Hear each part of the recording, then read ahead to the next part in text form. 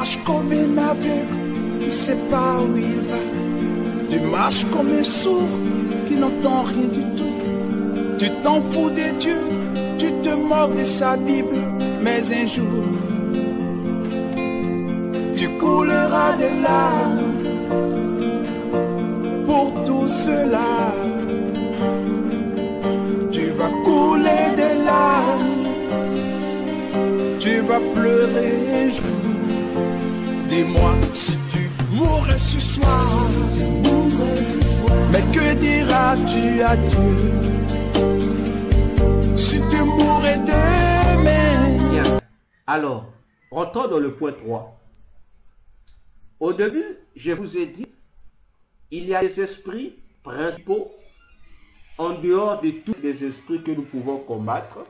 Les esprits principaux que Satan met à côté de nous pour nous imposer un ou des péchés comme mode de vie.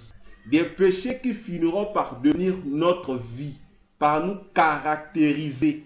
Et chaque débat là va représenter ces différents péchés qui vont combattre. Et ce sont eux que j'ai dit qui sont appelés les ennemis de la dénée. Ce sont ces esprits de péché là, les esprits qui forment les péchés chéris là. Hein? Nos péchés chéris là. On dit non, le péché là, bon, je ne peux pas laisser. Pendant que toi, tu caresses ce péché chéri là. Toi, tu penses que c'est un péché comme les autres péchés. Mais lui, c'est un démon. Donc, en fait, tu ne fais que... c'est un démon déguisé sous la forme de ton péché que tu es belle dans ton corps, dans ta vie. Et ici, je ne vais pas m'attarder. J'explique. Donc, ce sont ces esprits-là qui te coincent chaque fois. Qui ne veulent pas te laisser. Ces esprits-là qui te coincent. Qui veulent t'aider à marcher sur leur rythme. Pour que tu puisses chaque fois te fier à eux. Voyez-vous? Alors, parmi ces esprits-là, tes destinées, ils sont nombreux. Ça dépend de la catégorie des esprits qui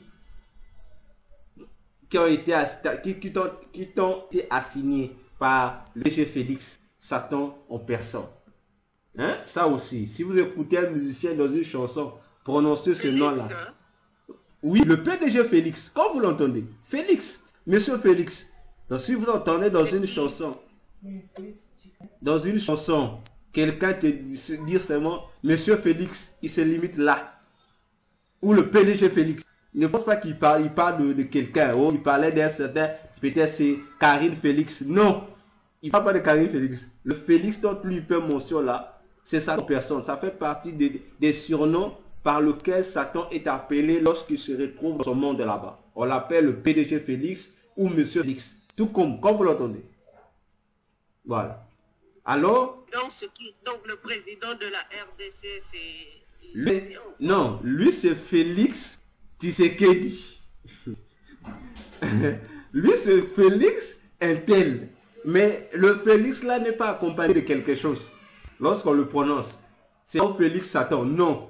Donc c'est juste Monsieur Félix ou PDG Félix, quand vous l'entendez. Donc on dit souvent Monsieur Félix. Donc si tu entends quelqu'un c'est lui, donc Monsieur Félix, ne pense pas qu'il parle de Félix Tshisekedi, il parle pas de Félix Tshisekedi. Il y a de Félix, ça existe. Il y a le Félix Tikaya. Chez nous ici, il y a Félix Tikaya parmi les gens qui ont lutté pour notre indépendance. Ils existent, Félix Tikaya. Ils existent, ces Félix-là. Ils sont nombreux. Chez le moment Victoire, je pense, on parlera de... non, c'est chez nous aussi. Félix Eboué, c'est chez nous aussi. Ça, c'est chez nous. Voyez-vous? Donc, il y a des Félix, ils existent. Mais lorsque quelqu'un met seulement Monsieur Félix ou Grand Prêtre Félix, ne pense pas qu'il parle de quelqu'un. Il sait de qui il parle. Voilà. Non. Alors, le premier, les ennemis de la destinée sont les esprits de la sexualité. Écrivez ça. Les esprits de la sexualité. Les esprits de la sexualité. C'est ce que j'ai dit. Les mamans ont affaire avec moi. Là. Les mamans ont affaire avec moi. Les esprits de la sexualité. Je prends une écriture. Marc, le verset 9. Marc 16, le verset 9.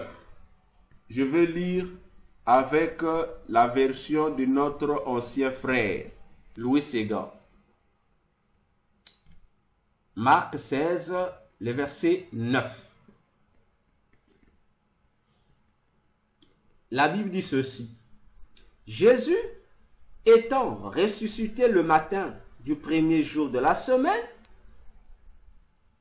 apparut d'abord à Marie de Magdala, de laquelle il avait chassé 7 démons. Je reprends.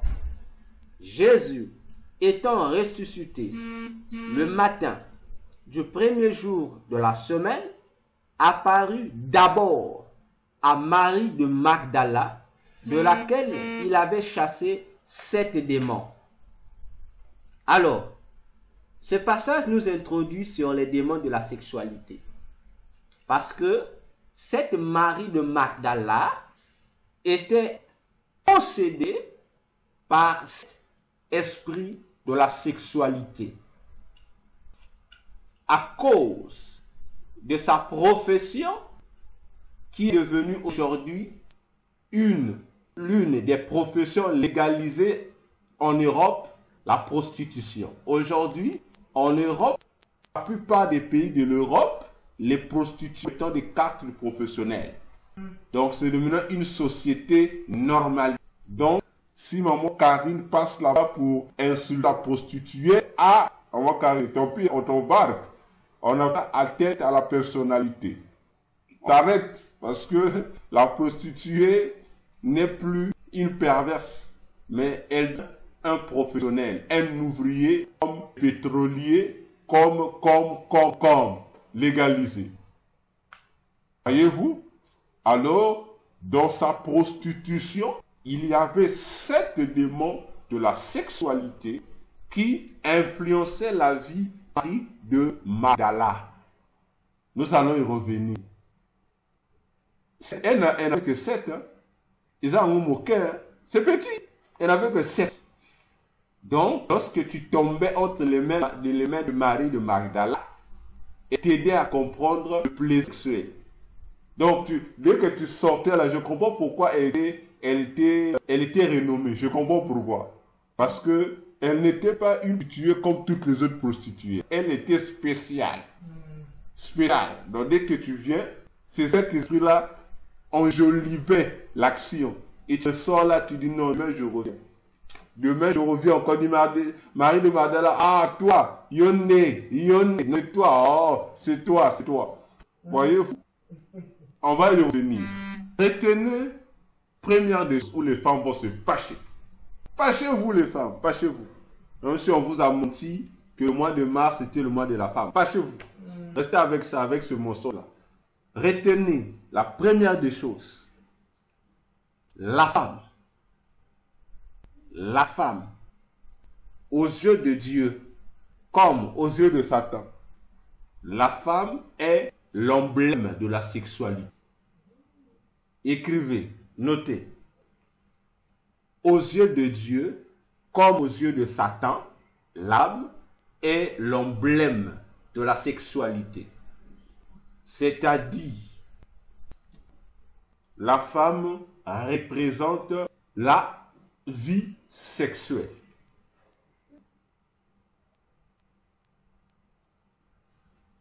Vous allez remarquer. Bon, avant de remarquer, nous allons lire doucement ici. Nous allons prendre un passage dans la Bible. Nous allons prendre Jérémie 2, verset 2.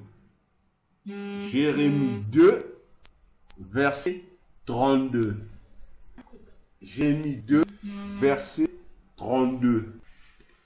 Qu'est-ce que Jérémie 2, verset 32 vient faire ici? Lisons ensemble. Jérémie 2, verset 32. Dieu dit ceci. La jeune fille oublie-t-elle ses ornements, la fiancée, sa ceinture, et mon peuple m'a oublié des jours sans nombre. Nous prenons la partie qui nous concerne. La jeune fille oublie-t-elle ses ornements? La fiancée sa ceinture? Je reviens. Ici, bon, j'ouvre une parenthèse parce que l'émission que j'ai commencé avec les gens du dépouillement, là, ça c'est la partie 1, ça c'est la... Je vais revenir avec eux encore. Parce que par exemple, Jérémie ici, c'est pas... Dieu reconnaît que une femme a des ornements. Dieu reconnaît. Maintenant, lorsqu'on nous... Le même Dieu ne connaît pas ça. Il y a problème, hein? Ou soit le Dieu qui se révèle à... Ce n'est pas le même Dieu de la Bible. Je fais ma parenthèse. Non, je veux revenir avec eux, spécialement avec eux. Alors, vous voyez ici, Dieu dit, Dieu colle les ornements à la femme. Ok? Dieu colle. Donc, Dieu spécifie que entre l'homme et la femme, les ornements sont parmi ce qui fait le confort, ce qui fait le bien-être, ce qui fait la gloire d'une femme. Et c'est lié à la femme. Comme je dis, la femme ne peut pas oublier ça. Donc si elle ne peut pas oublier ça, donc ça veut dire que ces choses-là font partie liées à sa vie. Ainsi, nous savons que les ornements sont des objets. Il y a un terme qu'on emploie ça. Voilà, sont des joyaux, sont comptés parmi les joyaux esthétiques de la femme, qui font sa beauté, qui font son honneur, qui font sa gloire. Voyez-vous?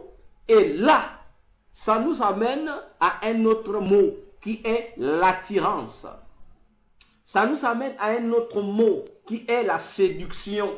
Attention! Le chrétien aujourd'hui, surtout le chrétien français, les chrétiens francophones, nous avons une maladie spirituelle que Dieu doit soigner d'urgence avant que l'enlèvement de l'église ne soit. Parce que si l'enlèvement de l'église arrive et que ceux qui souffrent de cette maladie-là ne sont pas guéris, ils n'auront pas l'enlèvement. C'est la maladie qui consiste à croire, à penser que la Bible a été écrite en français. Parce que le chrétien francophone, lorsqu'il voit le mot séduction, automatiquement il voit le diable. Il voit le péché. Parce que c'est le mot séduction. Oh, soyons-en guéris de cette maladie-là. Séduction a deux sens. Séduction ne veut pas forcément dire ce que vous pensez là. C'est comme le mot convoitise. Attention. Séduction veut simplement dire la capacité d'attirer. Voilà ce que ça veut dire séduction. Mais comme nous sommes habitués, nous les chrétiens francophones, à employer ça toujours dans le mauvais sens pour parler d'une mauvaise attirance et on fait du mot séduction mal, un mauvais mot. Ah non, non, non, non. Attention. Donc, séduction appartient à la femme, attirance appartient à la femme, beauté appartient à la femme. C'est pourquoi vous allez remarquer avec toute la parole de Dieu, tous les hommes qui aiment, qui aiment s'adonner, c'est-à-dire qui aiment s'attacher à la beauté, la Bible, elle, les efféminés, c'est-à-dire les hommes qui ressemblent aux femmes, les efféminés, ils ressemblent aux femmes. Parce que la beauté est réservée exclusivement aux femmes. C'est leur particularité. Maintenant, toi, homme, lorsque tu veux aussi aimer la beauté, tu veux épouser la beauté, sache que tu deviens un efféminé. Et si tu deviens un efféminé, ça veut dire que tu deviens, comme on dit chez nous, au Congo, un bakalakento. Autrement dit, tu deviens un PD avec gros P. Voilà, tu deviens un PD. Vous comprenez que tout ça, ces choses-là sont la femme. Parce que la femme est l'emblème de la sexualité. Dans le sens positif, tout comme dans le sens négatif. J'espère que le maman On dit, je descends encore. Les mamans écrivant, Genèse 2, verset 18. Genèse 2, n'allons pas le verset 18. Vous sautez, vous prenez verset 21 jusqu'au verset 25. Je reprends. Genèse 2, verset 18, verset 21 jusqu'au verset 25. Si vous lisez ces passages-là de Genèse, une chose auquel tout le monde ne fait attention, mais moi je prête attention à ça. Dans Genèse, on nous explique, Genèse 1 explique de manière globale, Dieu a l'homme et le sixième jour. Genèse 2 donne des précisions exactes. Genèse 2 déclare, les passages que je vous ai donnés, explique que Adam a été créé le matin du sixième jour. Adam a été créé le matin du sixième jour. Pas par rapport à nos jours, à nous, attention, je vous ai dit, le calendrier de Dieu commence du soir au soir. Comprenez? Du soir au soir. Donc, le début, le matin, par exemple, le matin de la journée d'aujourd'hui, le matin du 4 avril 2023, a commencé à 18h, à 18h d'aujourd'hui. Dès qu'on est arrivé à 18h, le matin de cette journée a commencé. Et cette journée va prendre fin demain à le soir de la journée de demain à 18h. Comprenez? Donc, Adam a été créé le soir, qui est le matin de la journée du sixième jour. Ève sera créée à quel moment? À la fin de la journée du sixième jour. C'est-à-dire, c'est qu'on va dire le soir aussi. Donc, Adam a été créé au début, pour bien dire, de la journée du sixième jour. Ève a été créée à la fin du sixième jour. Et là, Dieu va communiquer, Dieu va encore ajouter une autre attribut sur la personnalité de la femme. Pour faire de la femme un symbole, pour lui donner encore un autre emblème. Qu'est cet emblème-là? La Bible dit, pour créer la femme, Dieu mit l'homme dans un profond sommeil. À quelle heure? À 18h. L'homme rentre dans un profond sommeil. Ah, comment est-ce que ce profond sommeil c'était la nuit, c'est-à-dire le soir? Parce que notre ami nous donne les détails. Job 33, le verset 14 jusqu'au verset 17. Job 33, verset 14 au verset 17. Job nous explique que c'est pendant que nous sommes plongés dans un profond sommeil la nuit que Dieu vient nous parler. Ah, c'est pourquoi aussi vous verrez que les profonds sommeils ne se font pas la journée, ce n'est que la nuit. Si Adam a été plongé dans un profond sommeil, il était à la fin de la journée du sixième jour. Donc, pendant cette période de la nuit, on va créer la femme. Et Dieu donne à la femme l'autre emblème, c'est quoi? C'est la nuit. Donc, si la femme a pour emblème la nuit, ça veut dire que son mari, qui est l'homme, lui donne pour emblème le jour. Donc, le jour, ou encore, puisqu'on parle de la nuit, donc, le matin, c'est l'image de l'homme. Et la nuit, c'est l'image de la femme. Suivez-moi très bien. J'arrive. Ok? Si vous prenez Psalm 19, vous expliquez ce phénomène-là. Psalm 19 nous fait comprendre que l'élément qui influence la journée s'appelle le soleil. Et Psalm appelle le soleil un époux. Or, si Adam créé le matin, ça veut dire que Adam est un époux. c'est le soleil. Mais si le soleil était un époux, ça veut dire que le soleil a une épouse. Ça veut dire que l'épouse du soleil, c'est quoi? C'est la lune. Et la lune apparaît à quel moment? Lorsque le soleil disparaît. C'est le soir. Autrement dit, la nuit. Ok? Voilà pourquoi l'homme représente la journée et la femme a problème la nuit. Les mamans, suivez-moi bien. Ça, c'est pour vous. Ça, c'est vos secrets à vous. Alors, si la maman, la femme, non, je dis la maman, c'est mieux.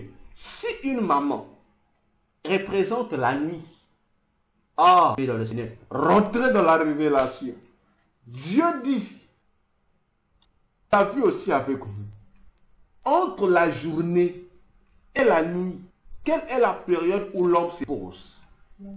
C'est la nuit. Donc, l'homme, le matin, sort pour aller, mais où il revient le soir, là, l'homme est au repos. Mais si l'homme est au repos le soir, mais qui travaille le soir? Ça veut dire que c'est la femme. Parce que la femme doit s'occuper d'âme. La femme doit ressourcer l'homme des énergies, des efforts qu'il a eu à dépasser la journée. Autrement dit, la femme, que la nuit, nous les hommes là, la nuit, nous sommes vides. La nuit, ce sont nos femmes qui nous ressourcent. Malheureux célibataire, malheureux célibataire. La nuit, les femmes deviennent nos sources d'énergie parce qu'elles nous permettent de récupérer ce que nous avons perdu la journée. Elles nous permettent d'avoir un esprit stable. Elles nous permettent d'être tranquilles. Elles nous permettent de mieux préparer notre lendemain parce qu'elles mettent notre cœur, comme on le dit, dans le froid. C'est pourquoi Proverbe a dit, celui qui trouve une trouve le, parce que la Bible dit encore, la nuit, les femmes, suivez-moi, la nuit est réservée, c'est l'heure de travail de Dieu. Dieu a créé la nuit. Or, donc, si Dieu travaille la nuit et la femme travaille la nuit, ça veut dire qu'entre l'homme et la femme, qui est plus proche de Dieu? Laisse au moment de répondre. Je répète, si Dieu travaille la nuit, bon, on donne aussi la fonction d'ouvrière de la nuit à la femme. Et entre l'homme et la femme, plus proche de Dieu. Les mamans, suivez, vous êtes des personnes qui sont plus proches de Dieu par rapport à un homme. Ce que je dis est vérifié. Demandez à tous les occultistes. Je dis, demandez à tous les occultistes, ils vont vous dire. Et la femme, lorsqu'ils se mettent Dieu, la femme a un privilège par rapport à... C'est pourquoi vous allez remarquer, dans toutes les sociétés, les femmes ont toujours été marginalisées, écartées et minimisées sur les choses de l'esprit. On se force à mettre toujours la femme au second plan. Pourquoi? Demandez aux occultistes. Lorsque une femme est dans le monde mystique, on va vous dire qu'une femme qui rentre dans le monde mystique, elle progresse facilement par rapport à un homme. On dit mais oui, parce que Dieu a mis à l'intérieur de la femme certaines fonctionnalités spécifiques. Donc, nous pouvons comparer la femme aujourd'hui par rapport aux appareils électroniques comme étant le dernier iPhone qui vient de sortir. Parce que en elle, il y a des choses, bon, je peux appeler ça des facultés que l'humain ne peut pas expliquer. S'il y a une science de Dieu que tous les scientifiques n'arrivent pas à expliquer, c'est la femme. L'homme, l'homme on l'explique facilement, mais c'est la femme. C'est pourquoi il y a scientifiques, on dit que la femme est la cellule la mieux difficile à étudier dans le corps de la femme. Ok? Donc les mamans, prenez conscience. prenez conscience. Et qui a fait ça? Qui a donné ce privilège à la femme? C'est Dieu lui-même, non?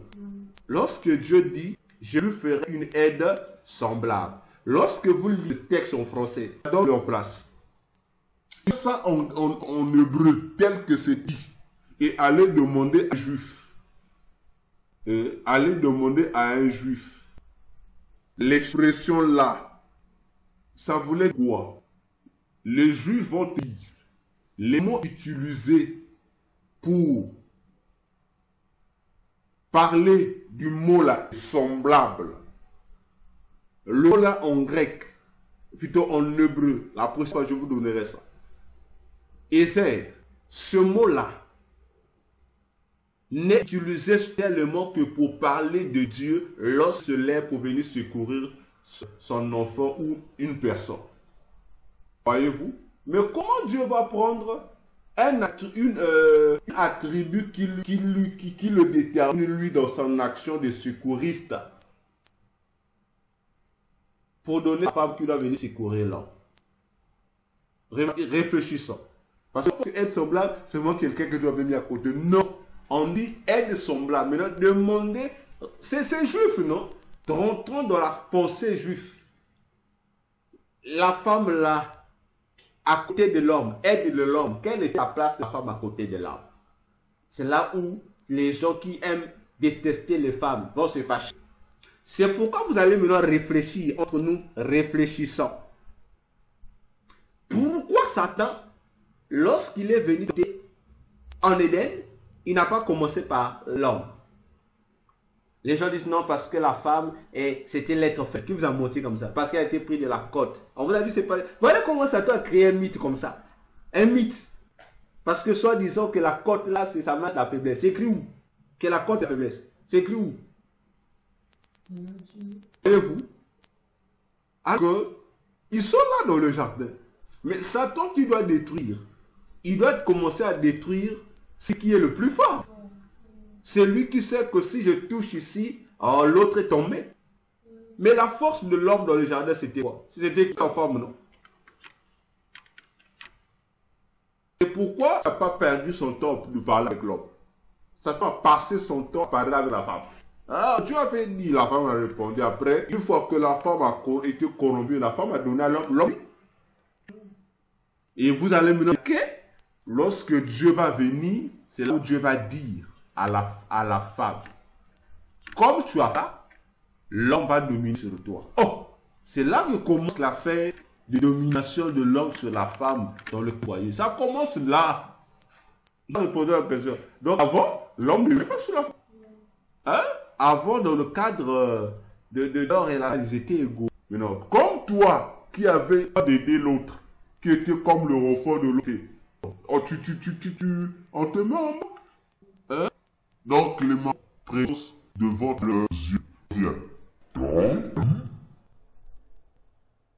c'est là la femme va être au travail pour sécuriser son homme, sécuriser sa maison.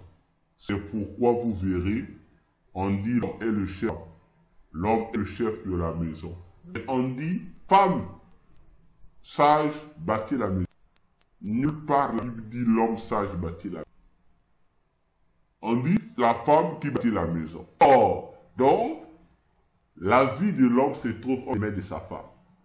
La vie de tout être humain se trouve entre les mains de sa mère. La mère est la base de l'être humain. Et qui avait dit ça? C'est Adam lui-même.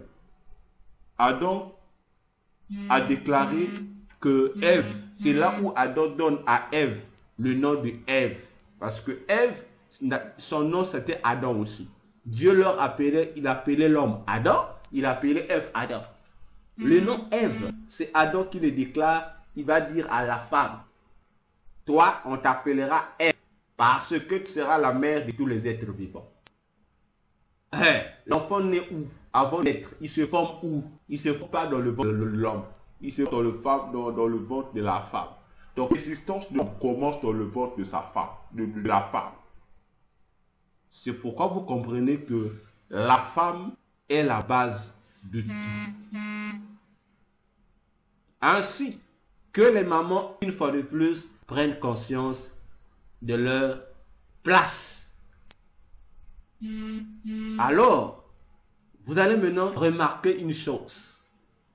Les individus que nous appelons les sorciers ou les agents de Satan, parmi leurs sources d'énergie, il y a les sémences. Lorsque je parle des sémences, les sémences des hommes, là. Vous connaissez ça, non? Les spermes ou les spermatozoïdes. Voilà. Donc, les agents de Satan, parmi les éléments qui renouvellent leur énergie, il y a les spermes des hommes. Alors, c'est ici que je reviens avec ma très chère Marie de Magdala. Vous allez remarquer que les prostituées, qu'elles soient ignorantes ou qu'elles fassent prostitution parce qu'elle n'a pas, ou parce que c'est une activité, elle, un moyen d'avoir de quoi subvenir à ses besoins, ou ça soit par enthousiasme. Ça, comme en Europe là-bas, il y a maintenant la ferrone, il y a du goût, hein. On dit que la personne est née comme ça. Comme les Européens aiment nous inventer des stratégies pour engager des péchés, on dit qu'elle est née avec cette caractéristique-là. C'est faux, parce qu'on est né avec ce genre de caractéristiques comme ça. Ou quelqu'un qui naît, non, la personne là tue, non, il est né, il y a en lui, il y a cette, comme c'est inné en lui, qui passe sur la faux. C'est fini. Donc, que la prostituée fasse sa prostitution de manière consciente ou inconsciente, ou parce que la pauvreté, ou peu importe les raisons, chaque prostituée, vous devez le connaître, est un dépôt. Voyez-vous, non? C'est un dépôt où viennent puiser sur les agents de Satan. Donc, lorsque une prostituée est prostituée, elle se dit que je gagne mon argent. Mais lorsqu'elle oublie que tous les hommes qui puissent au-dedans d'elle, Satan, je sais, renouvelle leurs forces, leurs énergies, aussi à partir des sémences des hommes, des spermes ou des spermatozoïdes des hommes. Ainsi, toute prostituée, qu'elle le fasse par obligation, qu'elle le fasse par nécessité ou qu'elle le fasse pour des mauvaises intentions, doit prendre conscience, elle et nous, on doit prendre conscience que elle est aux yeux des agents un dépôt où eux, les agents de Satan et les esprits et les humains viennent pour se réussir en énergie diabolique. Parce que chaque homme qui couche avec elle laisse une sémence. Je répète, chaque homme qui couche avec elle laisse une sémence. Que tu utilises le préservatif ou non, tu laisses une sémence. Même si tu dis, non, moi j'avais déposé dans le préservatif, sache que spirituellement, ta sémence est là. Alors, lorsqu'un agent de Satan va venir, s'il ne trouve pas d'autres moyens pour se ressourcer, il va chercher à coucher avec une prostituée. Lui, lorsqu'il va avec la prostituée, il ne va pas coucher avec la prostituée comme tout le monde. Non, non. Lorsqu'il va te pénétrer, lui, il pénétrer lui dans cette intention pour se réunir. C'est pas lui qui va pénétrer, non. Toi, tu le vois lui. Mais en réalité, c'est pas lui. C'est sa doublure. Le démon qui travaille avec lui. Le démon qui lui sert de doublure. Ou les démons qui lui servent de doublure. Qui vont coucher avec la prostituée. Lui, il est à côté. Il dit, c'est pas à côté. Et c'est l'esprit qui va coucher avec la prostituée. L'esprit qui va commencer à coucher là. Pendant que vous pensez que vous êtes en train de faire les rapports sexuels, non, non. Lui est en train de récupérer les sémences qui se trouvent au-dedans de la personne. peu importe la durée que l'esprit a fait, l'esprit va prendre toutes ces sémences-là. Parce que c'est cette nutrition qui nourrit le démon. Le démon, en son tour, va recharger son propriétaire, c'est-à-dire le sorcier ou le sataniste à qui il appartient. Un autre élément mystique. Et vous allez voir, chaque agent de Satan qui va passer sur la prostituée, ou pas seulement sur une prostituée, même sur une femme normale, prostituée, chaque fois que tu couches avec un agent de Satan, à moins qu'il couche avec toi dans les intentions, en tant que homme et femme. Mais s'il couche avec toi, avec les intentions sataniques, après avoir couché avec toi, lui aussi, il va mettre son piège dans le sexe. Il va mettre son piège là. Donc, autant de satanistes, ils vont également faire la même chose. Tu couches avec lui, si lui veut t'utiliser comme son dépôt, lui aussi, à l'intérieur, il va avoir aussi les pièges des autres. Lui aussi, il viendra mettre ses pièges à lui. Vous voyez ça? Il met ses blocs, il viendra mettre les pièges chez toi. Donc, pendant que toi, tu utilises ton sexe comme un moyen pour gagner de l'argent, mais tu oublies, tu ne sais pas qu'à l'intérieur là, c'est devenu un supermarché. Chaque agent de Satan a créé sa boutique. Alors, chaque homme qui vient s'associer avec toi, lorsqu'il rentre chez toi comme ça, il laisse une partie de lui. Alors, chaque sataniste viendra à tour de rôle vérifier qu'est-ce qu'il peut récupérer au-dedans de toi par rapport à tous les hommes qui passent chez toi. Voilà comment les vies de plusieurs personnes se bloquent entre les mains du diable. Voilà comment plusieurs hommes se retrouvent esclaves dans le monde des ténèbres, simplement à cause de la sexualité. Cette sexualité non autorisée. Voyez-vous? Et voilà aussi comment les destinées des gens se trouvent détruites à cause de ça. Lorsque tu entres, par la semence que tu as laissée, chaque sataniste viendra prendre sa part. Il voit, il dit ici, dans cette semence-là, il voit, parce que ta semence te détermine toi et ta destinée. Il dit, moi j'ai besoin de... Non, j'ai besoin que de son travail. Donc, il prend tout ce qui est lié à ton travail, va avec lui. L'autre vient, il dit, non, moi j'ai besoin de ses enfants. Donc, ils vont se départager les composants de ta destinée, les avantages de ta destinée, les bénédictions de ta vie. Les sorciers ou les agents de Satan qui ont mis leur piège dans le sexe de la femme avec qui tu as eu à passer l'acte sexuel, vont se départager ça. Donc, pendant que toi, dans ta vie normale, tu vas constater des blocus à tous les niveaux. Ça marche toujours pas. Or, ça marche. Qu'est-ce qui se fait?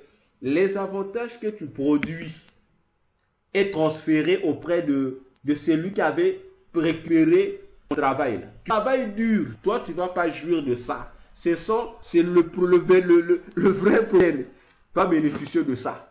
Voilà pourquoi il est dangereux de à l'acte sexuel, aux actes sexuels illicites, interdites. Et c'est pourquoi Dieu a interdit ça, ces impublicités-là, ces adultères-là. Donc, tout acte sexuel qui est hors Dieu, voilà où ça nous amène. C'est pourquoi la Bible dit, fuyez l'impudicité. Ce n'est pas pour nuire aux gens, comme certains le disent. La Bible nous ennuie, ça nous dérange. Nous, on veut vivre notre vie comme on veut. La Bible nous donne des interdictions. Ce n'est pas pour nuire à notre liberté, mais c'est pour nous aider à mieux jouir de notre liberté. Parce qu'il y a ces conséquences que Dieu avait vues au préalable. C'est pourquoi il nous a mis en garde.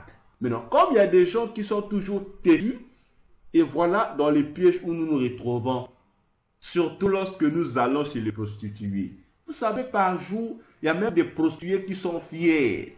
Que par jour, ils passent avec 10 hommes. Elle est fière. Ah! Alors que par jour, donc, il y a 10 pièges qui se font. Mais pendant un mois, elle aura combien de pièges de satanistes au-dedans d'elle?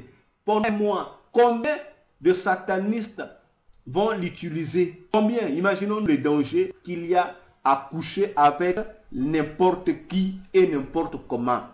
Les dangers nous guettent. Surtout les jeunes. Docteur, une question. C'est des pièges. Oui. Même les femmes qui n'ont rien à voir avec la prostitution. Oui. Mais Mais cela veut dire une femme qui a connu la fornication avant le mariage peut être victime de ça. Bien sûr. On va y arriver. Le point là Mais existe. une fois, comment maintenant tu es dans le Seigneur et être encore victime de ces choses-là? Et J'arrive. tu es dans le Seigneur. Il y a un point. Je vais arriver. Il y a un point pour ici. Ne vous en faites pas. Je vais arriver. Alors, vous remarquerez que chaque fois que vous êtes liés dans des rapports sexuels interdits par la parole de Dieu, automatiquement, vous devez, dit la Bible, dans 1 Corinthiens 6, le verset 15 à 16, l'apôtre Paul dit, vous devenez un même esprit avec cette personne avec qui tu as couché. Vous devenez même esprit. Alors, réfléchis un peu. Si avec qui tu couches est une boutique d'un agent battant, maintenant, réfléchissons un peu. Donc, ça veut dire que en devenant avec la personne, ton esprit est directement transféré dans les prisons qui sont là. Donc, ton esprit devient un esclave entre les mains des bourreaux qui travaillent à l'intérieur du sexe de cette femme-là. Donc, on peut te manipuler comme ils veulent. C'est plaisir. Et toi, tu ne sauras pas. Toi, tu vas aller chercher les causes ailleurs. Tu vas aller menacer la pauvre mémé qui est au village là-bas. C'est elle que tu vas menacer. Mais tu oublies que ce sont les endroits où tu amènes là qui te créent des dégâts. Alors, je descends. Je passe au point évoqué par moment concernant cette fois-ci les couples. Cette fois-ci, ceux qui pratiquent la sexualité légale. C'est-à-dire, la personne a payé sa dot. On lui a donné sa femme. Ou encore, en Europe où on fait plus de dot, la personne a épousé officiellement sa femme. Là, ces personnes-là ont le droit de jouir de l'acte sexuel. C'est pourquoi je répète encore. Tout homme qui te dira que tu peux connaître sexuellement ton partenaire, même sans la marier, faut lui dire à moi Satan sorcier. C'est un sorcier. Il met grandement en erreur. Et ces erreurs-là vont te coûter très cher. Alors, pour les mariés, on te mal lorsque les mariés font leur acte dans les normes. Parce que là aussi, il y a plusieurs réalités. Hier, je vous avais expliqué certaines. Lorsqu'ils font leur sexualité dans les normes, c'est-à-dire, il n'y a pas frustration, il y a un commun accord. Ici, on a dit oui. Ici, on a dit oui. Un bon oui, pas hypocrite. Ça passe.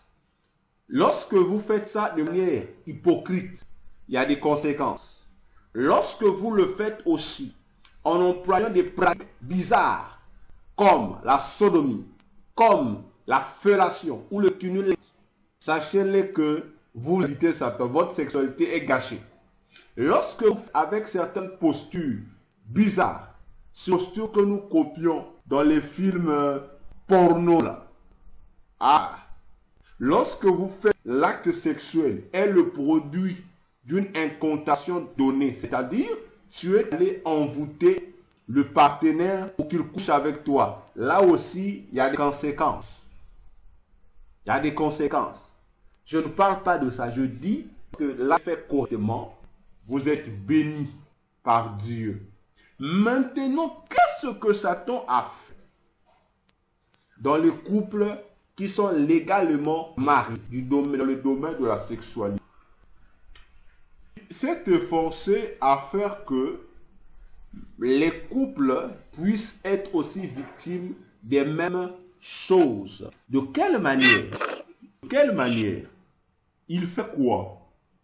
Il vérifie que le couple, il va d'abord essayer de vous aider des choses qui sont interdites pour trouver un moyen pour soumettre à son influence. Alors, il va donc faire de sorte que l'un de vous soit utilisé par l'un des membres de votre propre famille. C'est-à-dire, s'il y a un parent occultiste dans la famille, soit du mari ou de la femme, ce parent-là va utiliser, va faire quoi? Va utiliser l'un des partenaires pour pouvoir se servir de l'autre partenaire sous l'emprise démoniaque. La sœur Rachela, il n'y a pas de souci. Donc, c'est là où vous allez voir, le couple est là. Le mari n'est pas sorcier, la femme n'est pas sorcière, ni les deux n'ont rien à voir avec l'occultisme. Ce sont des hommes normaux, mais ils sont manipulés par les esprits de la sexualité. Comment? Je me prendre mon piège, soit je mets ça dans le sexe de la femme de mon parent. Voyez-vous, je mets ça là-bas. Or, lorsque mon parent couche avec sa femme, il dépose ses semences, moi je viens de récupérer, j'utilise ça.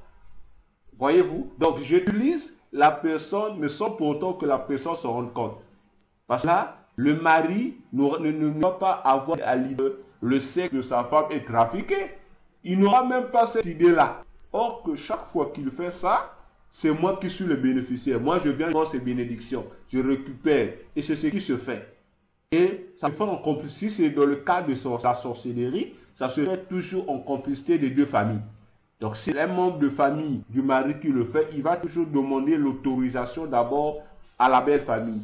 Si c'est la belle qui fait demande, c'est fait toujours en complicité avec nos familles. Le sorcier ne travaille pas comme ça, neutre. Le sorcier travaille toujours avec la bénédiction des membres de nos familles, qui nous donnent l'autorisation. Il est sorte du magicien ou de l'occultiste. Voyez-vous? Voilà le danger qui guette les couples, surtout ces couples bas. Alors, un autre système que le satanisme peut faire, c'est quoi? Un autre système qu'ils utilisent, c'est quoi? C'est que... Je n'ai pas compris ce que vous avez dit. Avant, j'expliquais ceci. Les astuces que Satan utilise pour détruire les couples marialement, c'est quoi? C'est que l'un des membres de la famille, soit du ou de la femme, peut se servir du sexe de la femme comme étant un instrument par lequel il recueille ce dont il a besoin auprès du mari de la femme. Voyez-vous? Mais si c'est un sorcier, avant de faire ça, avant de manier le sexe de la femme, pour bénéficier de tout ce qui est lié à la vie ou à la bénédiction du mari de la femme, ce sorcier-là va d'abord demander l'autorisation auprès des parents ou de la famille de sa victime. Parce que aucun sorcier ne travaille de manière indépendante. Non. Les sorciers, avant d'agir dans la vie d'une personne qui appartient à telle famille, ils vont d'abord demander l'autorisation, un accord auprès des propriétaires de cette personne, de sa famille, sur le plan de la sorcellerie. Et lorsque la famille va donner l'accord, ça veut dire que la famille va aussi avoir une partie de bénéfice dans cette affaire-là, à leurs propres parents. Pendant que le mari va commencer à s'accoupler avec sa femme, il ne va se douter de rien. Or, il ne sait pas qu'il y a certaines affaires dans sa vie qui ne marchent pas. C'est parce que ces semences, ces énergies spirituelles, ces bénédictions, ces destinées sont utilisées, sont regrées par un parent, ou soit un parent de la belle famille, ou son propre, à travers les semences, les superbes qu'il déverse dans le sexe de sa femme. Ça reste là, même si la femme se réveille à nettoyer, ça reste là. Si on a déjà, on a déjà mystifié le sexe d'une femme, donc dès que la sémence rentre là, les esprits qui sont là, les esprits contrôleurs de celui qui a mystifié le sexe de la femme, vont récupérer les semences là. Non, ce que la femme va aller laver là, ou ce que la femme va voir sortir là, lorsque l'homme va éjaculer, ça ne sera que l'illusion. Vous allez voir que c'est sorti. La femme aussi va aller se nettoyer, c'est sorti. Non, non, c'est que sortir, c'est l'illusion. Les vraies semences ont été capturées, ça se trouve toujours à l'intérieur du sexe de la femme. Et au moment opportun, le propriétaire qui a mis son piège dans le sexe de la femme, récupérer ces semences pour faire suite avec, pour se ressourcer, pour renforcer son succès, pour des avantages à lui. Alors que... Docteur, oui. mais si c'est par exemple, comme vous avez dit, un parent sorcier, mais comment il aura accès de récupérer dans le corps de la femme, sachant que la femme, par exemple, chrétienne, elle prie, mais... Non, j'arrive. Mais comment ce parent... J'arrive, je parle d'abord du couple païen. J'arrive. Je suis en train de parler, j'ai bien dit, des couples qui ne prient pas. C'est un couple marié légalement, mais qui ne connaît pas le Seigneur. J'arrive. C'est ce que les agents de Satan font. Alors, si c'est un couple marié qui connaît le Seigneur, pour que les agents de Satan réussissent leur mission, il faudrait que ce couple-là soit spirituellement possédé ou séparé de Dieu. C'est-à-dire que les agents de Satan vont faire de toutes les manières d'étouffer la relation ou l'alliance que le couple entretient avec leur Dieu. Donc ils vont couper cette alliance-là, ils vont tout faire. Donc ils vont vous mettre dans un système païen. Vous aurez l'impression que vous êtes toujours chrétien, mais ils vont vous mettre enfermé dans un système païen. En fait, il va vous refroidir spirituellement. Toujours au travers des péchés. L'unique chose qui sépare de Dieu, ce sont nos péchés. Il va vous mettre dans un rythme de péché là, mais si vous ne prenez pas conscience de la froideur spirituelle que l'esprit vous fait ressentir, si vous ne êtes toujours têtu à le Saint-Esprit, malheur à vous si vous atteignez la dimension qu'on appelle l'extinction de la conscience. C'est-à-dire que même votre conscience ne vous reproche plus, donc vous devenez spirituellement un animal. Là, pour que vous puissiez avoir conscience, il faut vraiment de fortes prières, de fortes intercessions, de fortes délivrances pour que la voix de la conscience reprenne vie en vous. Parce que vous commencez à trouver, lorsque vous avez cette dimension de la réalité spirituellement, vous allez trouver que le mal devient normal pour vous. Mais on va vous prier, vous allez commencer à chercher les câblages dans la Bible. Vous aurez toujours, c'est ça que la chair est. Vous aurez ces expressions-là dans la bouche. Au lieu de conscience de dire, ah vraiment c'est vrai, je dois me repentir. Mais vous allez toujours commencer à chercher des versets pour vous échapper. Vous allez commencer à citer, oh non, elle le savait pas, non, Dieu ne l'avait pas frappé. Donc, vous êtes content, on va vous donner ces arguments diaboliques-là pour vous aveugler de plus en plus. Maintenant, si seul un partenaire parmi les couples qui a été séduit dans cette affaire-là, là maintenant, si c'est soit c'est un partenaire qui connaît Dieu et un autre qui ne connaît pas Dieu. Donc c'est un couple, je peux dire, hétérogène, hein, spirituellement. Donc un partenaire croyant et un partenaire incroyant qui sont mariés. Là maintenant, le poids, le fardeau vient au couple, au croyant, au partenaire qui connaît le Seigneur. Ce partenaire-là a le pouvoir de protéger son mari spirituellement de ces affres-là de l'ennemi.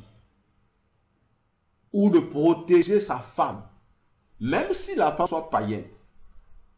Mais certaines affres sur le domaine de la sexualité, certaines ruses de Satan, à cause de ton état d'âme, 1, 2, à cause de ta vie de consécration à Dieu, tu vas empêcher et échapper ton partenaire à plusieurs ruses ou pièges de Satan. Parce que chaque fois, toi, lorsqu'il va chercher à créer, à utiliser ces voies-là pour essayer de soutirer les choses mystiquement dans le cadre de la sexualité de ton partenaire, par tes prières, tu as la capacité de protéger ton mari. Voilà pour répondre à la question de maman Karine. L'ennemi te garde, l'ennemi te protège. Et plutôt, tu gardes ton mari, tu gardes ton par rapport à ton intimité, à ta vie de consécration à Dieu, parce que ton partenaire est païen, il est étranger à l'alliance de Dieu.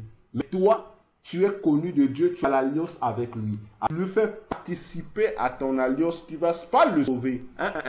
Ça le sanctifie simplement dans le sens de le protéger. Donc, je disais, lorsqu'il y a un croyant, il y a un partenaire croyant, à la consécration de ce partenaire croyant, grâce à l'alliance que le partenaire croyant a avec Jésus, qu'il va protéger son mari, sanctifier le mari. La sanctification ici, pas dans le sens de purifier le péché du mari, non. Il va couvrir le péché. Donc, il va créer autour de son un cercle de protection qui va protéger le mari de certaines influences maléfiques de l'ennemi dans le cadre de la sexualité.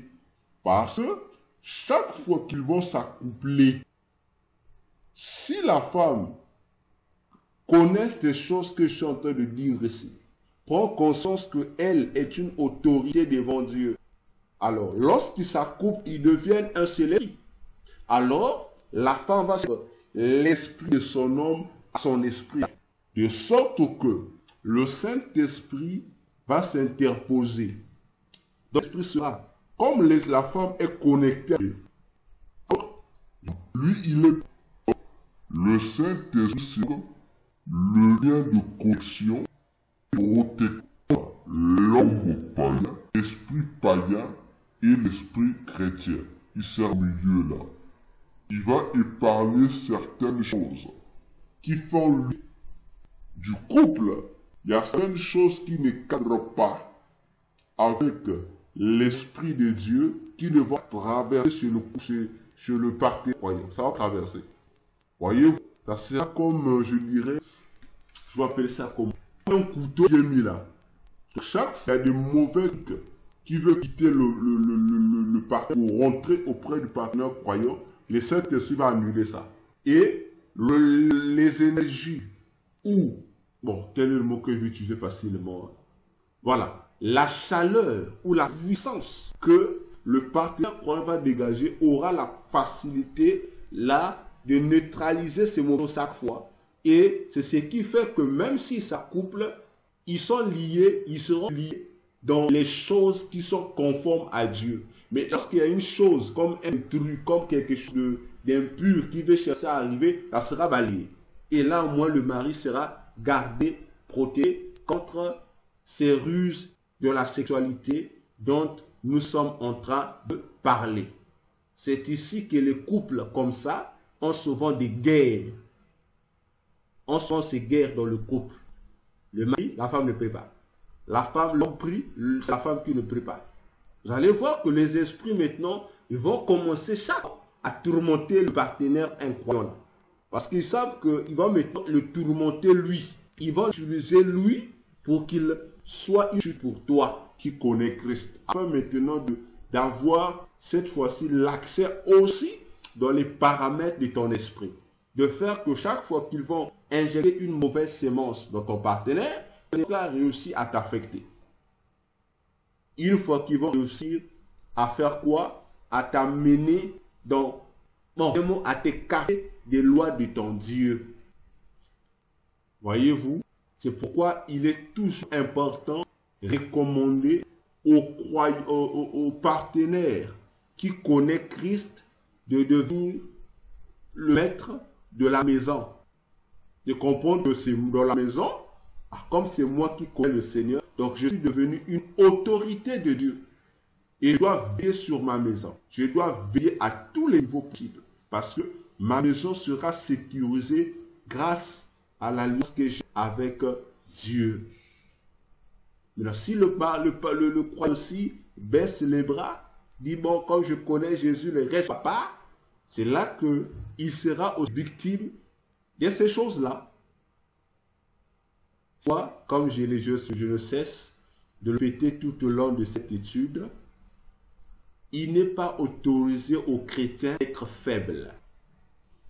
La Bible n'a pas autorisé. Peu importe que nous ayons des chairs, que nous ayons comment, peu importe où, mais malgré nos défauts, toutes nos faiblesses, tous nos manquements, la Bible nous recommande de ne pas être faible, de toujours être de plus en plus fort. Parce que l'état de la faiblesse peut occasionner plusieurs réalités qui peuvent nous coûter très cher. Voyez-vous? Voilà pour en ce qui concerne cette affaire-là. Toujours l'importance de savoir mettre dans le couple Jésus comme Seigneur et Sauveur. Que peu importe ce qui peut surgir dans le couple, que le moment de notre affaire est pour centre Jésus. Ça va vous épargner de plusieurs dangers sataniques qui guettent le foyer. Aussi, encore, c'est ici que nous allons nous arrêter pour continuer demain. On n'a pas encore cité les catégories des sociétés. Je suis d'abord en train de vous donner ces éléments-là. Pour que lorsque nous allons rentrer là-bas, ces éléments-là vont vous permettre de comprendre comment ils font, comment les 8 catégories sataniques font pour nous atteindre sexuellement. Vous allez voir encore, je suis avec les femmes. Vous allez marquer un autre élément, c'est que je veux essayer de prendre de posture pour vous expliquer un élément. Lorsque tu tombes entre les mains d'une épouse ou d'une femme qui est sorcière, je précise, qui est sorcière ou qui est mystique, mais si je parle dans le cas de la branche que nous appelons sorcellerie, cette femme-là, en tant que sorcière, déjà, je t'informe que elle ne t'appartient pas. Physiquement, tu l'as épousée, légalement même. Mais sache-le que spirituellement, elle ne t'appartient pas. Spirituellement, elle a son ou ses maris qui viennent la satisfaire la nuit. Que ce soit pendant qu'elle va à la réunion des sorciers là-bas ou pendant qu'elle est à la maison. Cet mari-là ou ce... eux, ils te connaissent très bien. Toi, le mari, eux, ils te connaissent très bien. C'est pourquoi, souvent, si toi, homme, qui a une femme à la maison, même si vous êtes marié, vous n'êtes pas encore marié, c'est une femme à la maison, si tu constates souvent qu'il t'arrive, lorsque tu dors la nuit, tu dors comme un cochon. C'est-à-dire tu as dormi, pour tu n'étais pas fatigué. Tu es allé au lit, tu as dormi, mais tu reviens seulement le matin. Bon, lorsque tu essaies de te souvenir, qu'est-ce qui s'est passé la nuit? Tu n'as rien dans la tête. Ça fait partie des signes qui montrent que tu as un rival ou tu as des rivaux mystiques. Donc tu dois chercher la prière. Sinon, tu dois chercher à te faire délivrer. Parce que on te bloque dans cet état de sommeil profond pour ne pas que tu sois sensibilisé sur ce qui se passe dans ta chambre, sur le lit où tu te trouves, entre ta femme et ses amants. Sûr. Et de voir, parfois même il dort au milieu de vous. Vous dormez à 3 dans le même lit. Des fois tu sens ça. Des fois toi le mari là, tu sens ça. Parfois tu dors que le lit est devenu serré. Mais alors que sur le lit, vous n'êtes que madame et monsieur. Mais tu sens que le lit est devenu serré. Et il y a des chrétiens aussi qui sentent ça. Les frères chrétiens qui ces choses-là. Mais on fait pas attention. Réveille-toi, prie. Si tu as eu la chance de ressentir que le lit est devenu... Oh, tu sens que le lit est devenu serré. Ne pense pas que c'est ta femme qui est en train de te pointer. Ouvre les yeux ou mets-toi à prier. Il y a un verset qui est là et qui se moque même de toi, qui est là. Donc, si tu as cette grâce-là, tu sens ça. Sens qu'il y a la coince, réveille, commence à intervenir. Commence à chasser ce esprit-là. Commence à chasser ce esprit-là. La vie de plusieurs frères, surtout hommes de Dieu, s'est affaiblie à cause de ces esprits de nuit-là. À cause de ces esprits de nuit-là. Et le jour où ils en auront assez de toi, ils vont décider de t'abattre. On va te tuer. On va te tuer, c'est le mot. On va te tuer parce que déjà, à leurs yeux, tu es vidé, tu es vide. Donc tu n'as aucune puissance. Tu n'as aucun pouvoir. Alors, c'est un danger. C'est un danger. Déjà, ces manifestations-là, il faut te lever pour prier. Il faut te lever pour prier. Je dis, il faut se te lever pour prier. Ça va t'aider. Ça va beaucoup t'aider. Voyez-vous. Et le plus souvent, ces femmes-là viennent. Et ce genre de femmes avec. Et c'est là aussi que plusieurs maris, je parle des maris. Bon, maris entre guillemets, hein, ceux qui sont mariés, ils ne sont pas mariés. Ce sont aussi des maris. Il y a une mauvaise habitude que nous faisons. Et c'est très dangereux. Quelle est la mauvaise habitude? C'est rare pour le voir un mari qui mange la nourriture de sa femme avec la prière. Rare. On vient seulement à la chérie, tu as bien préparé, on bouffe. Mais si tu tombes sur un partenaire qui est de l'autre côté là-bas, c'est-à-dire que la nourriture que tu manges, c'est une nourriture envoûtée. Chaque fois que ça, cette nourriture t'aide encore à rester dans cet état-là, d'état de faiblesse spirituelle. Là. Ça, en fait, ils t'ont mis à cet esclavage-là, même si tu es frère, on reste. C'est pourquoi il y a plusieurs frères en crèche ici sont que les frères en Christ. Non. À l'église, tu le vois seulement à lui, tu dis, il y a aussi. Oh, tout ça, il n'y a rien. Il n'y a rien. Prions. La Bible nous demande de prier pour ce que nous mangeons. Même si c'est ta femme, prie. Prie. Parce que tu ne connais pas de ta femme. Tu ne connais pas. C'est ta femme, ce n'est pas toi. C'est comme j'ai toujours dit aux gens, moi, le docteur Véracité, je ne suis pas ma femme. Ma femme peut déconner, c'est pas moi. Moi, c'est moi. Donc, c'est une mesure de prudence très importante. Parce que, surtout si tu as un partenaire qui est païen ou qui ne prie plus, elle est restée chrétienne de nom. Ah, faisons attention. Parce que les sorciers ou un autre agent de Satan a la capacité de s'identifier. Je dis bien, a la capacité de s'identifier. Tu croiras être avec ta femme, mais en réalité, ce n'est pas elle. C'est un esprit qui est là. Et le plus souvent même, il y a plusieurs couples qui vont... Tu dors la nuit, abuser sexuellement la nuit, par ces esprits-là, tu es en train de rêver. Toi, tu rêves que tu fais ça avec ta propre femme. Tu es content. Tu te lèves, tu dis, oh, c'était bon, c'était seulement ma femme. Il y a pas un... Ah, mon frère. La sexualité, ça se fait pas dans le rêve. Même si c'était ta femme, sache que cette femme-là n'était pas ta femme. Et le fait que tu as vu ta femme, lorsque tu te réveilles, prie et interpelle ta femme. Femme, si tu rêves que tu fais des rapports sexuels en rêve avec ton mari, comprends que l'état d'âme de ton mari est pourri. Même si c'est un homme de Dieu, comprends que son état est pourri. Qu'il a des problèmes avec Dieu spirituellement. Il n'a pas une bonne relation avec Dieu. Réveille-toi, priez et demandez-lui de repentir. Ici, je vais ouvrir un secret.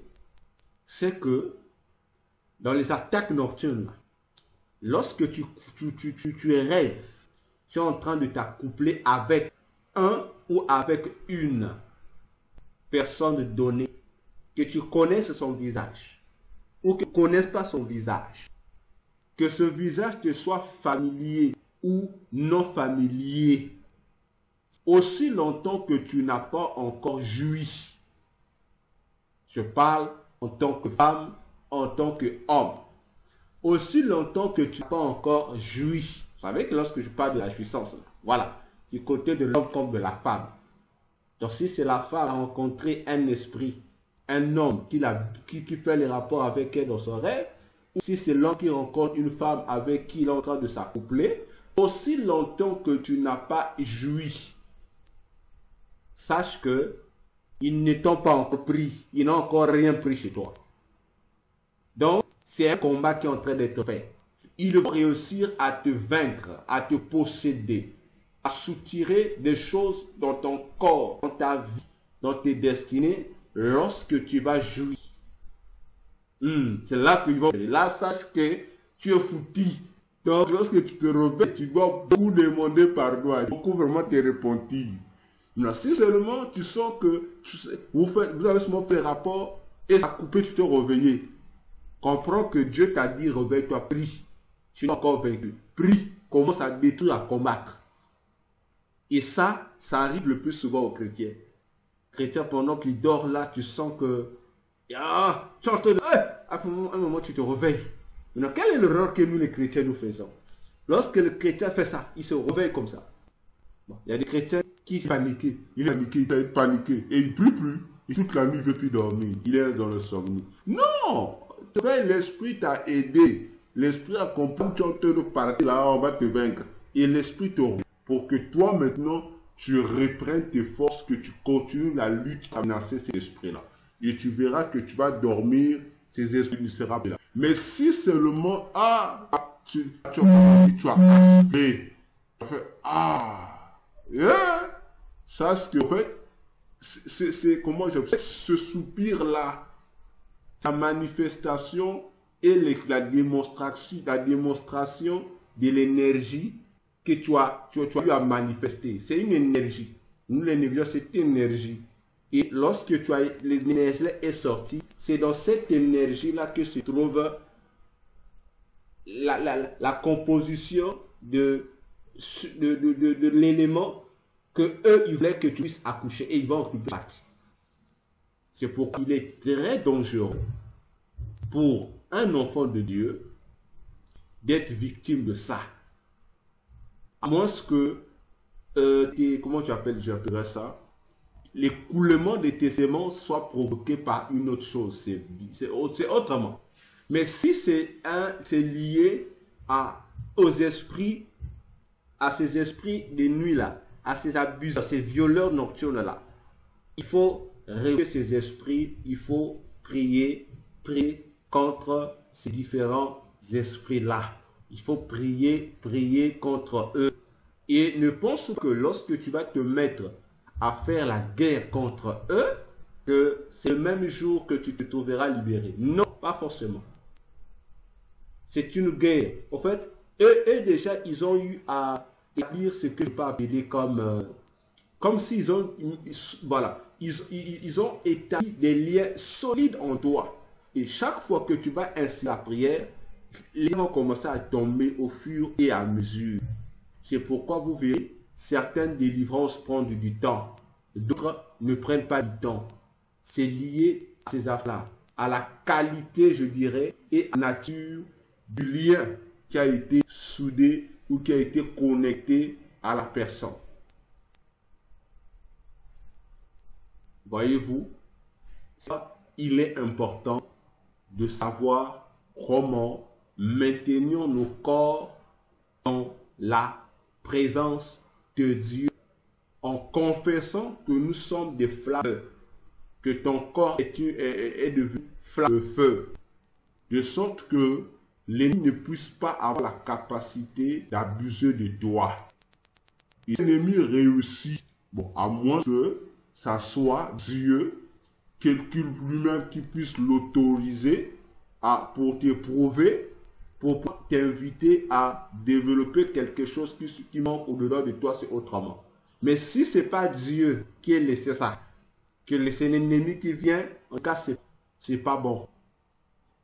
C'est pas bon parce que ces éléments déposés en toi, comme j'avais dit hier, seront comme des plantes qui vont commencer à produire des fruits.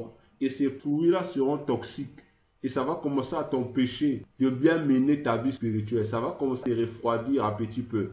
Les exercices spirituels, tu vas plus les faire. Et elle va commencer à te lâcher au fur et à mesure. Donc, en fait, ce qui fait la vie d'un enfant de Dieu ne va plus t'intéresser. Donc, tu vas dire, que je prie pas. Alors qu'un enfant de Dieu, toujours avoir la soif des choses de Dieu. Cette soif-là, du jour au jour, elle doit augmenter, du jour au jour, elle doit croître. Voilà. Pour aujourd'hui, nous nous arrêtons par là. Ministre, je ne sais pas s'il y a peut-être 2 questions pour que nous fassions une prière. Non, Seigneur, je ne te coupe même pas. Maman? Apôtre Paul a parlé de la femme, de la faiblesse de la femme. Comment est-ce que vous considérez cela? L'apôtre Paul a parlé de... Ça, c'est Pierre. Je pense que c'est dans 1 Pierre 3, où l'apôtre Pierre demande au mari d'avoir protégé leur femme. Il dit comme un sexe faible. Parce que depuis la chute de l'homme en Éden, Dieu a dit que l'homme devait dominer sur la femme. Donc du coup, la femme vis-à-vis de son homme, un être faible qu'il faut protéger, au même titre que l'enfant. Parce que l'enfant, aussi longtemps qu'il est enfant, il est considéré comme être faible.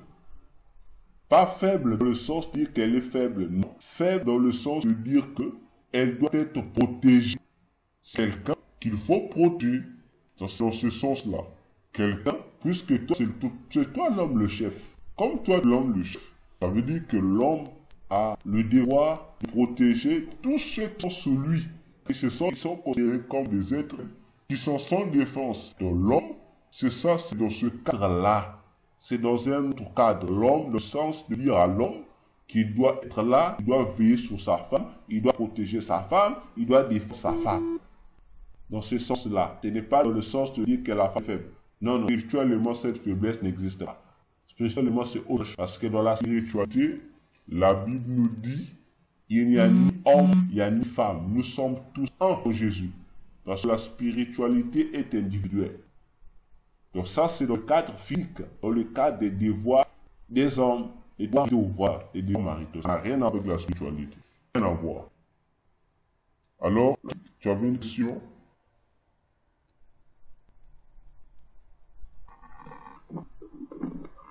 Oui, je dis. Oui.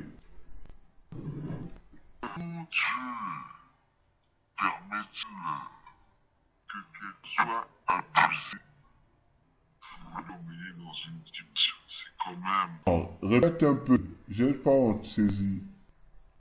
Tout à l'heure, j'avais dit que Oui. Dieu pouvait permettre aussi que vous soyez abusé ses membres et vous emmener dans une dimension peut-être plus élevée. Parce que... Oui, continue. Je trouve ça quand même bizarre, quoi. Je trouve ça quand même bizarre. Mais sérieux, je sais pas que ces choses, ce sont des esprits qui viennent combattre cette façon de faire. C'est vrai que Dieu est souverain, il est de faire ce qu'il veut. D'accord, je te réponds. Il est pas souvent de ces... Je te réponds. Tu sais, Dieu a plusieurs manières de nous châtier et de nous éduquer. Vois-tu? Alors, lorsque Dieu veut corriger quelque chose, il le fait. Il ne t'abandonne pas. Il te chie. Le regard t'assiste au fait. Qu'est-ce qu'il fait? Il ouvre une brèche. Lui-même, en fait, c'est comme si il enlevait une partie de la couverture spirituelle sur toi. Il t'expose. Parce que il te parle, tu ne l'écoutes pas. Maintenant, il te laisse là. Satan vient et Satan te menace, angoisse. Après, tu vas prendre, lorsque tu vas faire ça, tu vas chercher Dieu, non? Là, maintenant, Dieu viendra se révéler. Il va maintenant te dire ça. Et c'est moi qui ai fait ça pour que tu prennes conscience. Tu sais, tu n'écoutais pas. J'ai utilisé ça comme là. Je prends une personne. Ok? Je prends le prophète Balaam. Un prophète de Dieu. Le roi demande le voir. Pour lui, Balaam puisse aller maudire le peuple de Dieu. Alors que Balaam, la nuit,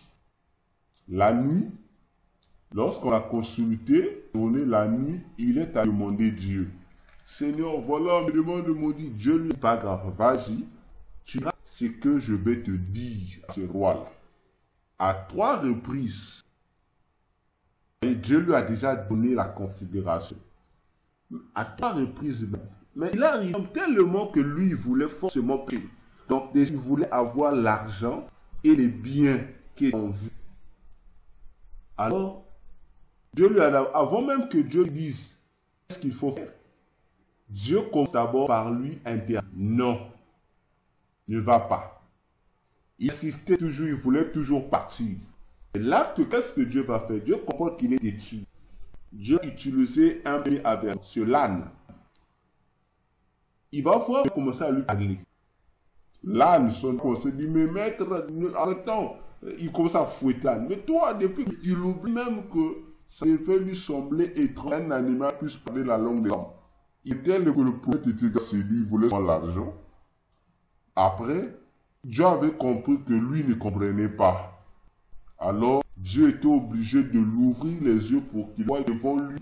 Il y avait un ange de Dieu qui se tient à l'épée, prêt à le frapper s'il franchissait la ligne.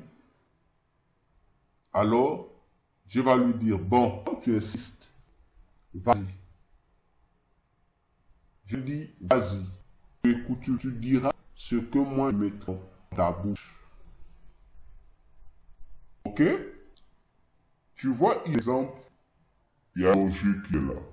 C'est Dieu qui crée le danger lui-même pour avertir son frère. Il n'écoute pas. Une fois qu'il a pris conscience, lorsqu'il dit donc Dieu qui était là, il a ouvert les yeux, il a compris, le danger était là. Ok, il a conscience.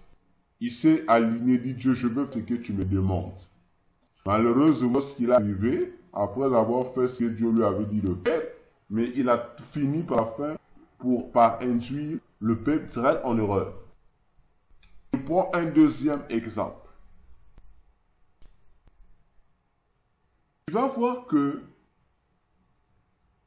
Dieu, avec Job, lui dit que Job était grave, il a bien à se reprocher. Satan te voit, Dieu voit même son serviteur. Satan dit, mais si Job est fidèle à toi, c'est parce que tu le protèges, tu le bénis beaucoup là, tu lui donnes beaucoup de richesses. Il dit, mais enlève seulement les richesses, tu verras qu'il va t'abandonner. Dieu dit, ok, c'est une épreuve. Satan, il vient éprouver Dieu. Dieu aussi a éprouvé son serviteur pour démontrer à Satan que son serviteur est fort, il est puissant. Et en faisant ça, Dieu était également en train de perfectionner quelque chose que Job, qui manquait à Job. Job était intègre. Job donnait conseil. Mais il y avait que Job ignorait en ce qui concerne Dieu. La capacité de Dieu, sa sagesse infiniment grande. C'est ce qui manquait à Job. Et c'est ce que Dieu expliquait à Job dans Job 38. Chose que Job va prendre à la fin. Tu es à Satan, tu vas le combattre, mais tu ne vas pas le tuer. Ne le tue pas. Ne tue pas son âme. Fais tout ce que tu veux faire de lui. Mais son âme, tu ne vas pas le tuer. Et Satan est venu, on a vu tout ce qu'il a fait. Il a fait tabasser. Tout ce que nous connaissons de Job là. Il est resté là. Et Satan est resté là pour chercher seulement à pousser Job à faire quoi? Que Job puisse nier son Dieu. Que Job puisse seulement faire quelque chose qui va pousser Dieu à quoi faire? Qui va pousser Dieu à être déçu de Job. Vois-tu, il y a des choses qui arrivent. Je monte encore avec Abraham. Dieu dit à Abraham, sacrifie-moi ton fils. Et alors que le culte de sacrifice d'enfant là, Dieu avait interdit ça. Il éprouve Abraham. Vois-tu, et lorsque nous sommes têtus, il y a ce genre d'épreuves auxquelles Dieu nous fait traverser. Dieu te laisse. Tu sois malmené par l'ennemi, il te laisse. Pour que toi, tu prennes conscience de revenir à lui. Si tu ne prends pas aussi conscience, tu meurs comme ça et tu vas en enfer. Je finis avec cet exemple-là, qui doit nous amener tous à réfléchir. Jésus, dans son groupe, il choisit 12 apôtres. Il connaît chacun de ses apôtres par cœur. Et parmi eux, il y a un qui est Judas Iscariote, un voleur. Donc, les apôtres savaient que Judas était voleur. Jésus savait. Mais Jésus va encore prendre la caisse de son groupe, la bourse de son groupe. Il va établir le voleur comme le trésorier qui doit gérer leur caisse. Alors, je vous remets la question. Comment c'est possible? Donc, Jésus encourageait Judas à être voleur ou bien Jésus voulait corriger Judas? Réfléchissez. Devoir à faire à la maison. Ça, c'est un deuxième devoir. Le premier devoir, Matthieu 7,7, je n'ai pas oublié. Voyez-vous, Jésus lui dit, il est voleur. Ah, comment en termes normaux, d'après la sagesse des hommes, on a dit, on ne peut pas laisser la caisse à un voleur. C'est encourager le vol. C'est lui, c'est l'entêté. Mais Jésus a dit, bon, tu es voleur. Bien, il lui met là. Il lui met là, caissier, sois mon caissier. Alors, Jésus voulait l'encourager dans le vol ou il voulait le corriger? Voyez-vous? Donc, il y a des choses comme ça qui arrivent. Dieu te laisse. Il t'observe, il t'éprouve, il voit. Parfois même, tu n'as pas pour toi péché. Tu es pur. Il ne veut pas peut-être te blâmer, non. Mais là, il veut seulement t'éprouver. Il a fait avec Israël. Il dit, je crois que c'est dans Deutéronome, Dieu explique à Israël pourquoi lui, Dieu, a voulu amener Israël dans le désert pendant 40 ans. Dieu explique. Dieu dit à Israël, je pouvais bien et bien vous amener par un autre chemin, vous devez arriver facilement. Mais je vous ai fait traverser toutes ces épreuves-là, simplement pour voir si vous m'aimez. Imaginez-vous ça. Mais dans ces épreuves-là, Israël a subi. Hein? Dieu est à Dieu assis. Dieu voit seulement, je veux voir le peuple là même. S'il m'aime, Dieu dit, il doit subir ça. Si le peuple là même, il y a telle tentation que je dois laisser. Donc Dieu laisse parce qu'il a confiance en nous. Il sait qu'il avait mis en nous des choses qui vont nous permettre de toujours vaincre. Maintenant, il nous teste. Il nous teste, il est là, il assiste. Il suscite il laisse que Satan puisse susciter les discordes au milieu de son peuple. Lui, il est là. Il observe. C'est Dieu. Donc, ce sont des choses qui arrivent. Dieu te laisse. Il dit d'abord aux anges, non, laissez-le d'abord, ne le protégez plus. Laissez-le d'abord, je veux d'abord voir. S'il sera capable, et avec tout ce que je lui ai donné, s'il sera capable de vaincre, Dieu t'assiste. Il vous voit et les anges, Jésus t'assiste. Et dès que l'ennemi vient là, l'ennemi vient t'attaquer et Dieu maintenant veut voir ta foi. Quelle est la dimension de ta foi? Qu'est-ce que tu vas faire dans telles conditions? C'est là où les chrétiens, lorsqu'ils subissent, les chrétiens restent là, il est perdu. Il dit, je prie plus. Dieu m'a déçu. Oh, Dieu t'a pas déçu. Dieu t'a pas déçu. Et Dieu va te dire, comme il a dit à Job. Lorsque Job commençait à se plaindre, il dit, Job, qui es-tu pour obscurcir mes desseins? Où étais-tu lorsque je créais le ciel et la terre? Oh, Dieu. Job qui souffre. Toi, tu viens encore lui poser des questions comme ça. C'est ça Dieu, mon frère. Alors, une dernière question avant qu'on se sépare.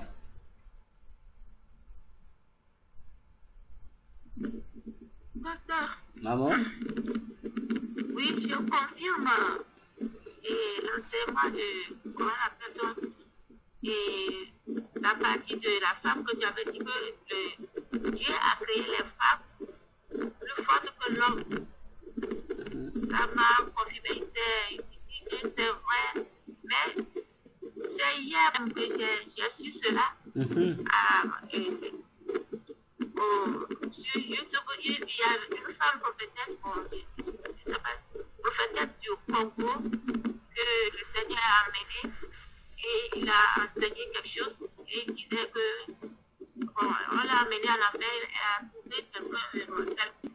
femme qu'elle connaissait à cause de... elle ne servait pas du sexe. Et c'est à cause de ça qu'elle est avec son mari. Raison pour laquelle elle s'est retrouvée là-bas. Elle ne savait pas que le Seigneur Jésus-Christ lui enseignait que la femme est plus forte que l'homme. Que l'homme est faible. Donc, que c'est la femme de s'occuper de l'homme.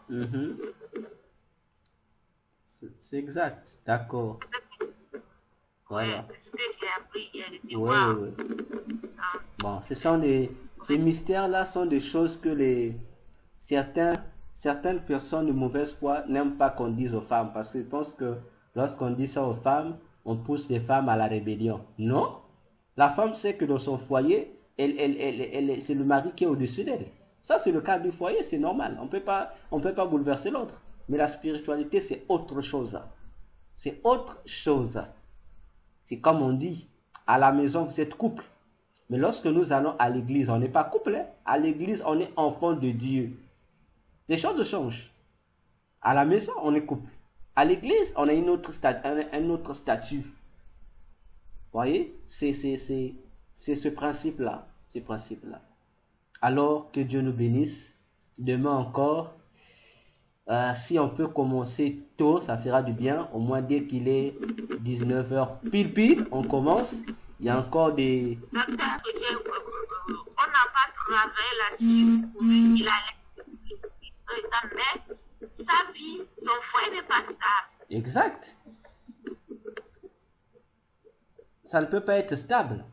Si c'est véritablement lié au piège des agents de Satan, son foyer ne peut pas être stable. Parce que cette instabilité créée là, c'est ça même la condition favorable qui donne le privilège à ceux qui font ça d'avoir la même mise sur ce couple-là. Parce que lorsque vous êtes stable là, vous ne vous comprenez pas, donc il y a l'instabilité, ils savent qu'il y a un désaccord entre l'homme et la femme. Donc déjà, entre l'homme et la femme, il y a ce qu'on appelle désunion. Ça veut dire qu'il n'y a plus l'unité d'esprit. Alors, l'ennemi utilise le principe de diviser pour mieux régner. Or, malgré les difficultés, malgré tout ceci, si les couples peuvent s'efforcer de maintenir leur harmonie, le diable sera facilement vaincu. Mais lorsque le diable vient dans nos couples pour s'aimer du désordre et que nous l'aidons à installer ce désordre, il y aura toujours la même mise sur nous. C'est comme ça. Il y aura toujours la même mise sur nous. Voyez-vous? Est-ce qu'il y a un couple qui voit pendant la nuit qu'il y a un crocodile qui s'est couché au milieu d'eux? C'est un sorcier. Des fois, il voit, c'est un homme. Comme l'homme a su qu'il a reconnu, maintenant il s'est transformé en crocodile. Oui, c'est leur forme. C'est le sorcier. Lorsque vous avez quelqu'un comme ça, c'est un sorcier. Nous allons voir ça. Le point là aussi, dans ce point là, il y en a un bas là. On va voir lorsqu'on va parler de le combat contre les bêtes. Mais ça, c'est un pasteur, hein, c'est un pasteur. Leur pasteur qui l'a vu. Mais c'est un sorcier, hein, s'il est pasteur, c'est un sorcier. C'est un sorcier. Faut le brûler avec le feu de Dieu. C'est un sorcier. C'est un sorcier. C'est le sorcier qui font les choses comme ça. C'est le sorcier. Donc voilà. Alors cette nuit, lorsque nous allons prier, fermons les accès possibles à ces réalités-là. Ne prie pas comme un défaitiste. Non. Prie comme un vainqueur. Comme disait le général de Gaulle. Il dit, j'ai perdu la bataille, pas la guerre. Voilà. Donc on peut dire que j'ai juste perdu quelques heures dans cette guerre, mais la guerre n'est pas finie. Voilà. Prions, disons à Dieu, Seigneur, nos corps, nous les te soumettons ça.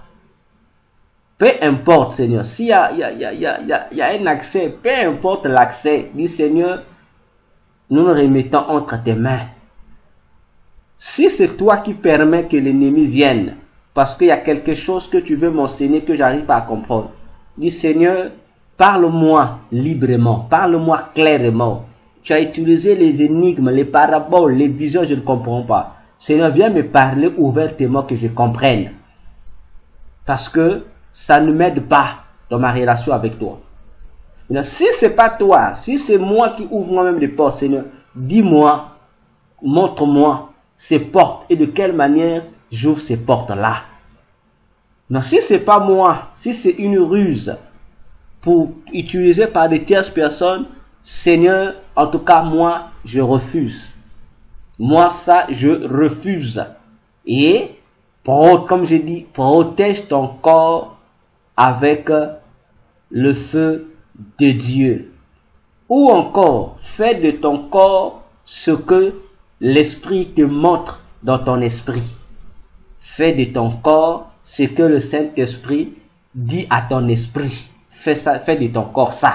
Si l'Esprit, lorsque tu pries, ta conviction veut que tu dis à l'Esprit de Dieu, Saint-Esprit, moi, cette nuit-là, je veux devenir ceci. Que l'ennemi qui viendra s'abuser de moi ou m'attaquer puisse me voir ceci. Et cela est lié à un fait. Ce que, avec quel aliment as-tu, ce cours-là, c'était dans le chapitre 4, mais j'ai enlevé ça. Non, c'est pas le chapitre 4, c'est dans le chapitre, c'était le dernier point d'étude du chapitre que nous avons fini hier. Mais j'ai enlevé ça, mais je vais amener ça dans une autre étude. Ce que tu dois être la nuit dépend aussi du résultat de ce que tu as fait de ton esprit la journée. Je m'explique.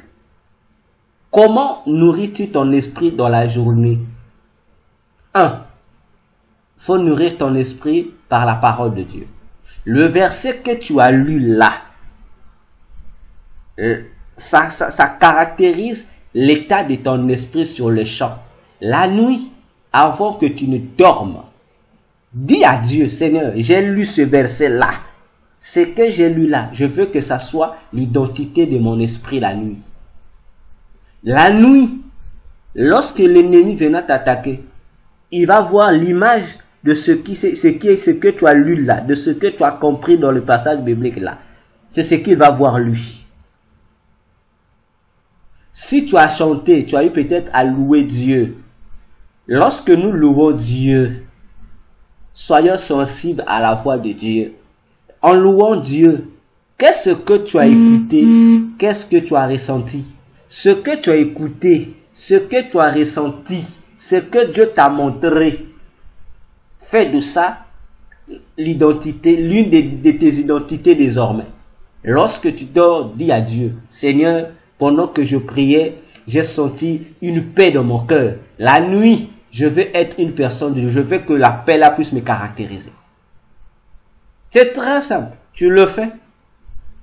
Tu pries ainsi. Et tu pries avec foi. Ne prie pas comme quelqu'un qui veut tester Dieu. Prie comme quelqu'un qui applique ce qui t'appartient. Tu as lu et ce que tu as lu, tu as exercé une activité pour Dieu. Ce que tu as fait pour Dieu doit te caractériser. Si tu n'as pas chanté, peut-être que tu as eu le soin de prier. Ce que tu as ressenti dans ta prière, qui a fait du bien à ton esprit, à ton âme, identifie-toi à ça. Le bienfait que tu as fait pour honorer Dieu la journée, peut-être que même tu as eu à donner une offrande quelque part. Peut-être que tu as eu à donner de la nourriture pour la gloire de Dieu, pour aider quelqu'un. En fait, le service que tu as fait pour Dieu la journée là, c'est pour toi, ce sont tes passeports. La nuit, lorsque tu vas faire ton voyage, identifie-toi à ça.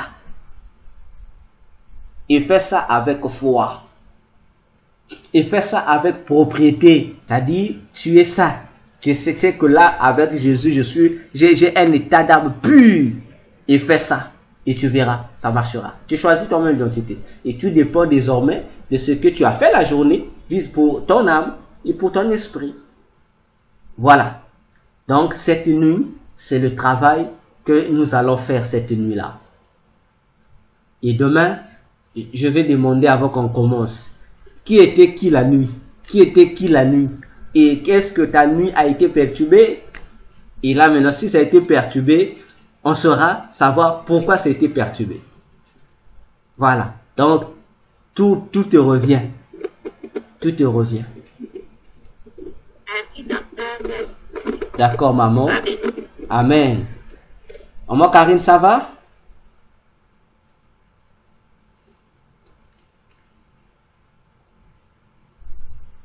Docteur, Oui. Je t'entends en voix basse. enseignement, Pardon? docteur, cet enseignement, j'ai suivi, je n'ai pas trop bien suivi ça. J'ai l'impression que je comprends sans comprendre. Ah, ne t'inquiète. Tu auras ça, je pense, demain. Tac, tac, je pense, d'ici demain ou après-demain, je vais te rebalancer ça. Tu en auras. Ne t'inquiète. Alors, nous allons prier. Nous allons prier. Seigneur Jésus, je bénis ta grandeur, ta majesté, ta fidélité. Au-dessus de nos faiblesses, tu es notre forteresse, Seigneur. Nous sommes faibles, ô Dieu, fragiles. Seigneur, mais toi, tu es la matière qui nous rend solides. Tu es la matière qui nous rend inébranlables.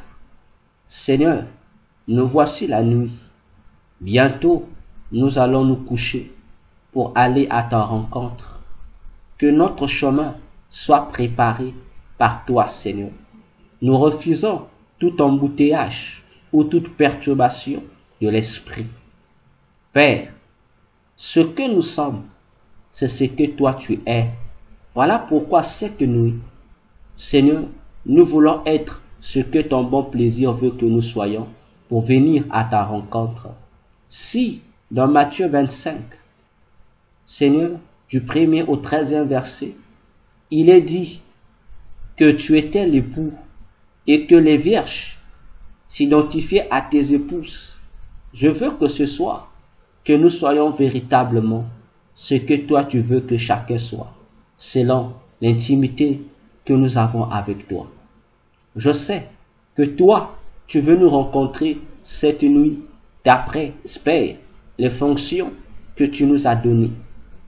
De même que chaque soir, tu descendais en Éden pour parler à l'homme. De même, ce soir, parle-nous en qualité de ce que nous sommes dans ton cœur, ô Dieu, pour nous parler en fonction de ce que nous sommes.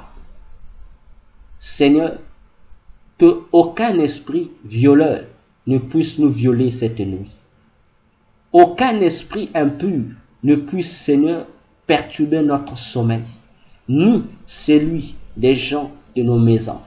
Au nom puissant de Jésus, aussi vrai que nous sommes tes enfants, Seigneur, maintenant, nous voulons réaliser notre autorité.